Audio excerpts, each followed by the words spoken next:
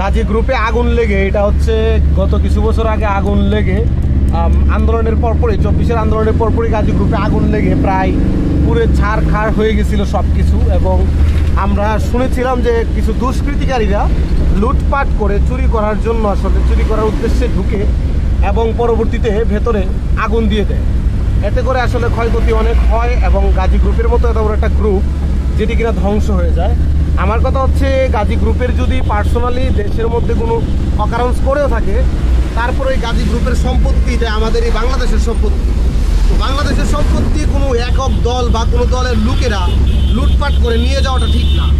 এটা দেশের মানুষের সম্পদ। যদি তারা দুর্নীতি করে সম্পত্তি অর্জন করে থাকে, তবে আমি মনে করি সেই সম্পত্তি সরকার বাজেয়াপ্ত করে দেশের কাজে প্রয়োগ করে। এই সম্পত্তিগুলো এইভাবে পুড়ে ফেলে বা নষ্ট করার তো অধিকার কারণ নাই, এটা আমার মতে। তো আপনারা কে কি বলতে চান কমেন্ট করে জানাবেন। কেউ আবার ভাববেন না যে রাজনীতির সাথে আমি জড়িত। আমি জাস্ট এটা বললাম যে দেশের সম্পত্তি নষ্ট না করে যদি মানুষের কাজে লাগানো যায় তবেই কিন্তু এটা ভালো। আজকে এই গ্রুপে আগুন না দিয়ে যদি এখানকার সম্পত্তিগুলো সরকার বাজেয়াপ্ত করে সাধারণ জনগণ এবং গরিব মানুষদের মধ্যে দিয়ে দিত কিংবা দেশের কোনো কাজে লাগাতো, তাহলেও কিন্তু আসলে এটা কাজে লেগে যেত, নষ্ট না হয়ে। তো অবশ্যই সবাই চ্যানেলটিকে সাবস্ক্রাইব করবেন আর কমেন্ট করে জানাবেন যে কে কোথা থেকে দেখছে।